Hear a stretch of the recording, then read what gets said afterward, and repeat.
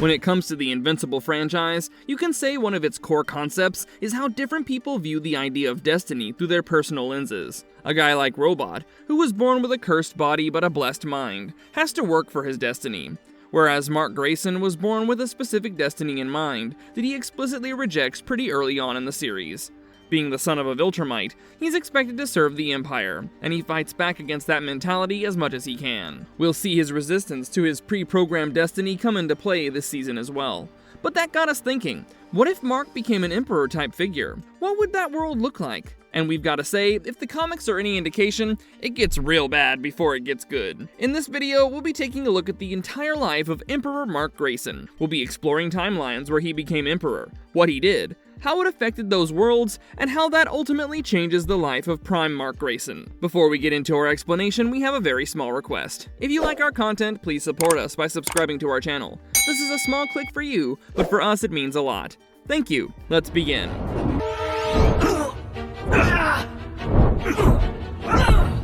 The rejection of one's fate and acceptance of the same. Mark's relationship with becoming king. The opening arc of Invincible is focused entirely on the lives of Omni-Man and his son, and how the former has been living a lie all this time. Nolan Grayson came to Earth and immediately defended it from a massive sea monster. His actions were interpreted as being benevolent, and he himself claimed that he was from a race of aliens who aimed to make other worlds better. He'd been sent to Earth by the World Betterment Committee to keep the planet safe from all threats, external and internal, and Cecil Stedman took him at his word, but never gave him his full trust. He kept Omni-Man bugged to track his true intentions at all times, but it was too late by the time he realized. Nolan had spent over 2 decades on Earth. He had a family, and his son was developing superpowers just like his. The moment Invincible became strong enough to take lead on Teen missions as their heaviest hitter, Omni-Man killed the Guardians of the Globe to put his real plan for the world into motion. He got away with it initially, even delivered their eulogy at the GDA headquarters, but soon enough, his acts were exposed by the only survivor of the massacre, Immortal. Soon after the funeral rites were administered to the fallen Guardians, the Mauler twins dug up his corpse and revived him, hoping to use Immortal as their war slave. Of course, that didn't work, and he went straight after Omni-Man for his betrayal. But when Mark saw his dad kill one of his lifelong allies without mercy, he realized all that crap about making worlds better was just that, crap. Nolan went on to divulge his true origin story, explaining that he was from a planet of conquerors, not benevolent liberators.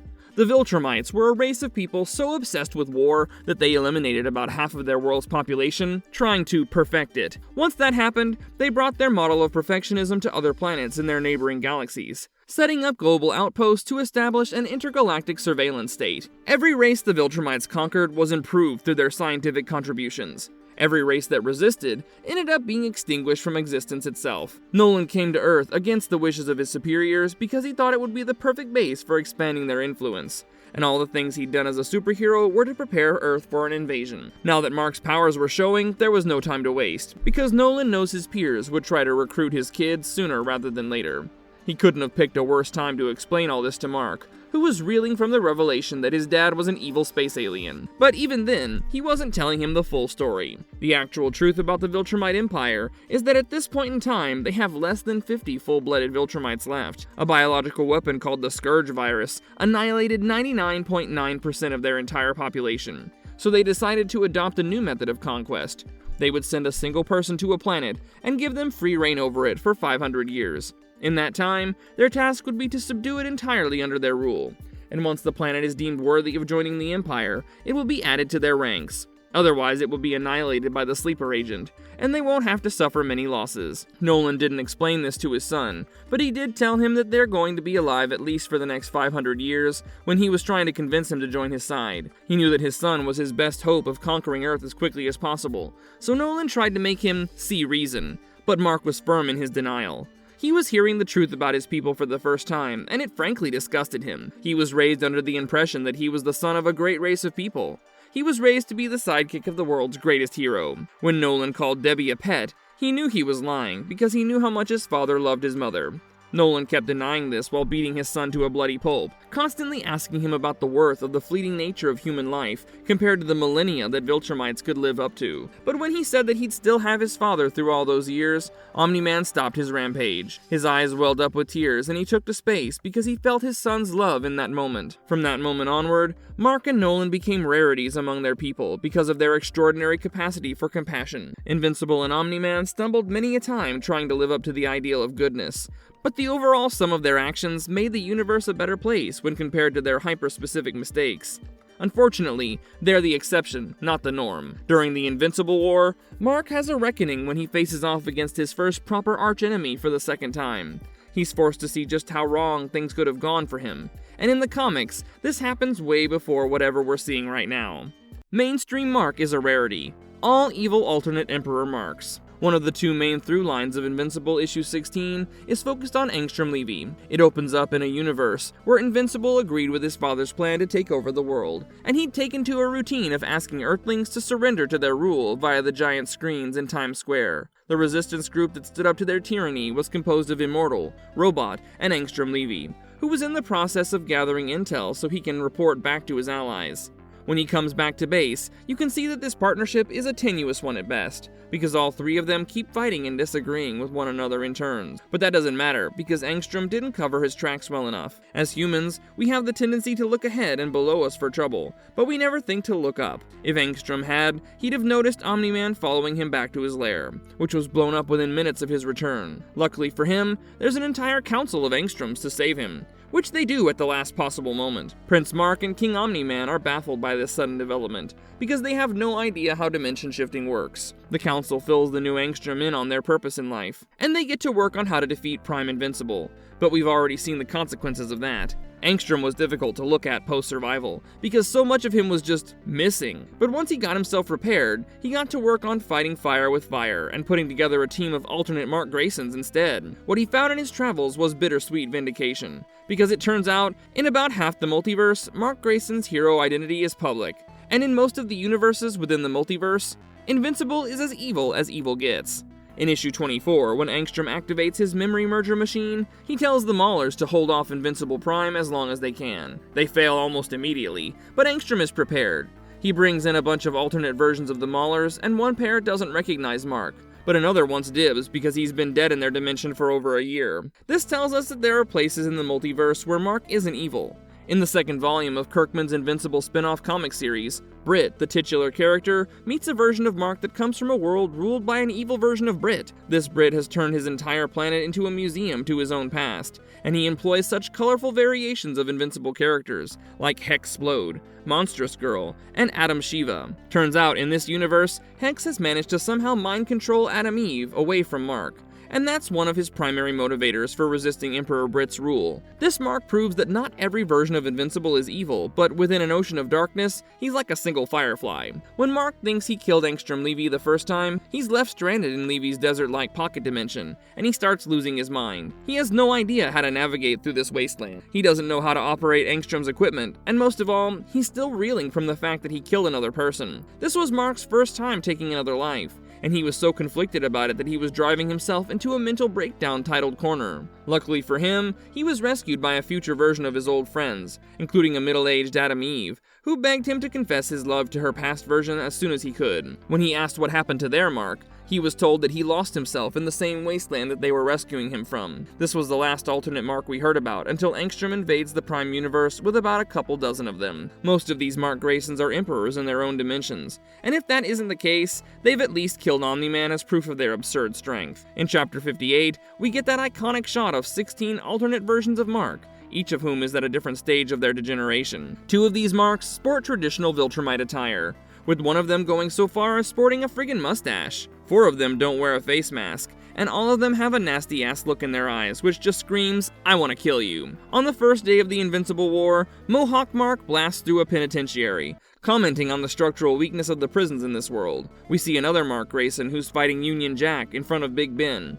He comments that Jack is so weak that he wouldn't even pass off as a slave in Alt Mark's empire, suggesting he runs a brutally oppressive totalitarian state. A third Mark Grayson appears to be terrorizing Moscow as he looks for his father. Apparently, he was imprisoned in a Viltrumite jail after he refused Omni-Man's offer of world domination, and he decided to become a vengeful killer consequently. He was quote-unquote evacuating the people of Moscow so they would be safe from their clash. We see several versions of other Marks who have fought and killed insanely powerful characters, like Spawn, Fire Breather, Witchblade, and more. One of them killed Omni-Man as a teenager and replaced him as a more brutal version of Omni-Man. A couple of them hadn't fought Tech Jacket in any of their dimensions, but of the two, one was smart enough and had enough experience with Geldarians to disable Tech Jacket. Zack had to overload his suit to take them both out, but somehow he managed to stay alive. That wasn't the same case for Rexplode, who took another evil Mark to the grave with himself. By the end of Day 3, only 8 invading Marks loomed in the skies, but they were more than enough to show its citizens just how dangerous an evil Emperor Invincible can be. In the end, they all betrayed Angstrom, trying to get ahead of his game, and he stranded them in that desert dimension we spoke of earlier, but the damage had already been done. Many on planet Earth were willing to believe that their Invincible was somehow responsible for all the death and destruction, despite him explicitly moving away from Omni-Man and working overtime to prove his good nature. Mark Grayson's Angstrom-Levy problem wouldn't be solved for another 50 issues or so, when he would return and strand him where he left the other 8 alt-Marks, and take Eve hostage. Invincible arrives in that desert wasteland once again, only to realize that all his alternate versions have turned into cannibals. He fights the lead cannibal with the only member of the Resistance, Mohawk Mark, and the two of them are enough to overpower the guy and beat him to death. But before Mohawk Mark can double-cross Prime Mark, Angstrom opens up a portal and brings him back, having decided to repent for his sins. That didn't exactly mean jack to Mohawk Mark, who took him back to his home world to fulfill their bargain. And it's only in chapter 108 that Prime Mark realizes what that entails. Ever since Mohawk Mark disappeared with Angstrom, Prime Mark had Robot working overtime on a device that could safely replicate Levy's dimension-shifting technology, so he can end the threat of him once and for all. But when he reaches Mohawk Mark's dimension, he realizes that he probably made a grave mistake letting the guy go. Instead of killing Angstrom, he decided to brutally torture the guy so he could harvest his secrets. And this is something even Prime Mark was against. As he was walking down to Levy's prison cell with Robot, Mohawk Mark kept talking about how all versions of him were mostly evil, and how Prime Mark was cool despite being a goody two-shoes, because he managed to save him from certain death. For that, he didn't mind letting Mark see their mutual enemy. But when Mark started protesting how Mohawk was treating Angstrom, he disapproved of that reaction. He knew this guy was just too nice to approve of torture, when he himself wanted to kill Angstrom just a few moments ago. But before anything else could transpire, Robot betrays Mark. He kills the scientists working on torturing Angstrom, kills Levy himself, feeds Mohawk Mark a device that blows him up from the inside out, and also incapacitates his old friend Prime Mark. Robot reveals his true colors, and tries to take over the world single-handedly, because he was obsessed with the idea of ruling and having his rule recognized. He was hoping Invincible would become one of his allies in the world he wanted to build, but after hearing Mohawk Mark's story about the sheer number of evil Marks out there, and considering all the times Prime Mark himself had come close to snapping on his enemies, he wasn't going to take that risk. Robot left his friend to fend for himself, while he told the rest of the world Mark was dead upon his return. He'd have been lucky if that was true, but somehow, the young Marquis managed to find his way back. He located the robot of Mohawk Mark's world and worked with him to return to his own. This robot was a true hero through and through, so he didn't have to worry about a change in heart that could potentially ruin an entire universe. But it was this betrayal that sort of put Mark on the path of changing his perspective on kingship. Before Robot betrayed him, Mark had been through a lot, but he hadn't really changed his mind about ruling. He wasn't bothered about organizing the defense of a planet and running things on a universal scale, because his problems were more localized. Mark was a hero who put his personal life before his professional life, and that's rare for a superpowered individual to admit. Most comic book writers want their protagonist to push through hell to get to the paradise that's on the other side, but Kirkman is a realist. He knows that if he makes Adam Eve the catalyst for Mark's descent into evil, which is true for many of his evil Emperor counterparts, then he has to give her more importance in the actual arc that's playing out in the backdrop. Eve is Mark's salvation. She's always been that, and we think the moment he truly appreciates it is right after returning from Robot's betrayal.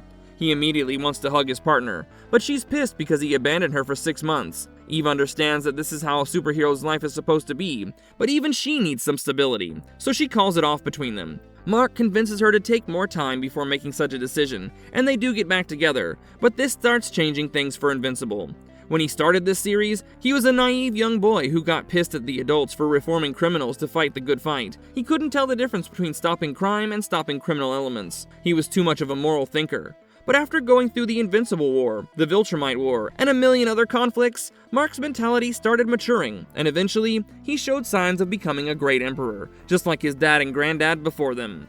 The emergence of Grayson Prime, how Mark changed his perception on kingship. At about the halfway point of Invincible, it's revealed that Nolan and Mark are the descendants of the legendary Viltrum Emperor Argal. Thrag, for all his power and authority, wasn't exactly emperor himself. He was Grand Regent, and his job, apart from maintaining Argal's legacy, was to find it as well. Thrag was supposed to hunt for the lost heirs of his liege, and install one of them to his throne when the time was right. But he decided to forego that duty after his people were decimated by the Scourge virus. Thrag was the one who organized the Viltrumites into the ultra-militaristic race of planet conquerors that they'd become. They went where he pointed them toward, and they killed whomever he commanded them to kill. Thrag's brutal style of leadership was so ingrained in his fellow Viltrumites that Nolan found his developing humanity cancerous when it was emerging.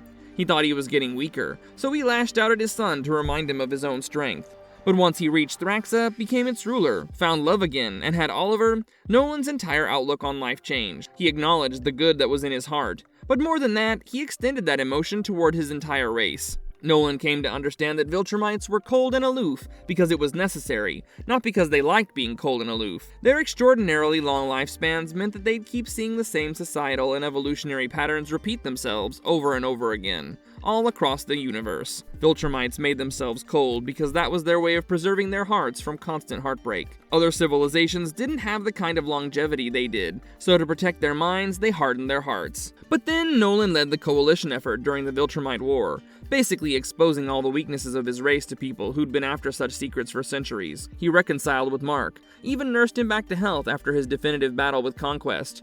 Nolan sparred with Oliver and gave him life advice while they were recovering on an unknown planet. And if that isn't an indicator of how far he's come as a person, we don't know what is. He treats other races with as much compassion as is humanly possible, and he doesn't mind crashing at his buddy Alan's couch till he gets his own place. Though he'd appreciate it if Alan and Telia learnt the meaning of silence once in a while. All these changes that take place within Nolan are so far removed from his former life as a son of Viltrum that you can't even call him the same person anymore. His personality has been altered on a fundamental level, and the best example of this came when Thrag went after his children. Nolan knew he was no match for the Grand Regent, yet he tried to beat him because his sons' lives were in danger. He proved that love can triumph over world domination. So when it was revealed that he was the long-lost son of Argal, the foundation for change had already been laid. After a brief and brutal scuffle with Thrag, Nolan, with the help of his new Viltrumite generals, brought in immediate reform. An assassination attempt at the life of the Emperor was punishable by death, so by rights, Nolan should have sent in half a dozen of his best fighters to end the threat of Thrag once and for all, but he didn't. He let Thrag go in a ceremony witnessed by all his people, to show them that compassion is a path the Viltrumites can take. He set an example for using power to do good, and under his leadership, the ruthlessness within the Viltrumites was replaced with a sense of utmost altruism. Krieg managed to strike a balance between all 12 of his mates on Earth, as well as their children. Anissa went from being a hardline Viltrumite who violated Mark in accordance with the ways of the Empire, to a soft-spoken mother of 2 children. Nolan instituted real change in Viltrumite society as their second emperor, and sure, there were times when he made questionable decisions to ensure his people's survival. The biggest one was him deciding to ally with Robot in his mad plan to take over Earth and improve it, because Rudy managed to befriend Nolan and make him see eye to eye with his personal philosophy. Mark was missing during this time period, stuck in an alternate timeline thanks to a mysterious blue entity. When he returned, he slowly managed to make Nolan see the error of his ways, and join him in ending Robot's reign of terror. He'd already seen the consequences of this action in issue 54, when he went to the future and found a crazy immortal in charge of the show. But he also knew how to prevent that outcome. Before killing his old friend, Invincible took his father and his people to do battle with their race's biggest traitor, and call it one last act of friendship. But Rudy helped Mark beat Thrag once and for all. The former Grand Regent blew his father's body apart, killed his little brother, and Mark avenged them both by knocking him into the sun. When he returned from his ultimate triumph, he spoke with his father one last time, because Nolan wasn't going to survive his injuries. The second Emperor of Viltrum bequeathed the proverbial crown unto the third, and though Mark was conflicted about what he had to do now, he didn't exactly question it. When Invincible began, we doubt he'd ever have agreed to lead a race of barbaric colonizers who used their strength to subjugate instead of liberating the helpless of the universe. But over the course of 144 issues, enough change had taken place both within Viltrumite society and Mark himself that both sides were now able to coexist for the sake of a better future. Becoming emperor wasn't something he had imagined for himself in a million years. especially after seeing all the versions of himself that had been corrupted by power. But Prime Mark is a man who learns from his mistakes and has worked hard on reforming his own thinking to accept the realities of the world, and the fact that he has the power and temperament to change all of it. Before he moved to Telescria, Mark started working with Cecil Stedman once again, because he recognized that Cecil's pragmatism was what made him an effective leader, not his manipulation of events. No matter who he worked with and what he decided to save, Cecil was always focused on one goal: keeping Earth safe by any means necessary. He made a few critical errors, especially when he thought he could revive and control Conquest, but overall, Cecil Stedman did more to keep Earth safe than any other human or superhero alive. Robot took him out first for his plan to conquer the world, because he knew that Cecil might understand his logic, but he would never stand for it. Neither would Mark. Hence the frame job he pulled when they went to Mohawk Mark's dimension to take care of Angstrom. Through all of his experiences in life, Mark Grayson grew into a formidable leader who possessed the mettle to make the right call, no matter how tough it was. So when his father passed away, he fulfilled his dying wish of revolutionizing their civilization. The true revolutionary of Viltrum, Emperor Mark Grayson in the main timeline. Upon becoming emperor, the first thing Mark did was forgiving all of Thrag's offspring and bringing them into the fold. It wasn't their fault that their father was a murderous mad bastard, and besides, Thrag's actions didn't define his kids.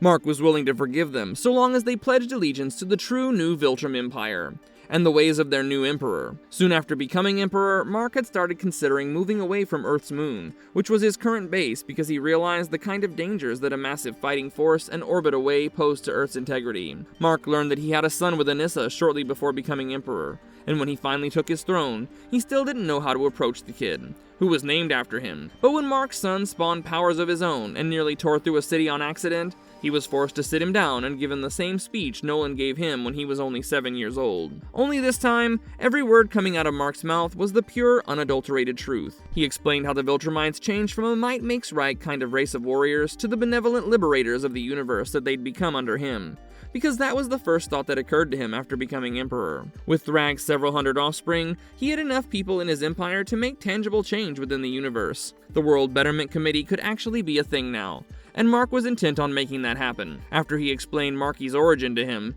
he left him in Scott's care, because he needed to hit the stars and make the universe better. He promised his mom and his son that he would return to Earth from time to time to check in on them, but in his absence, Marky was going to be the first line of defense.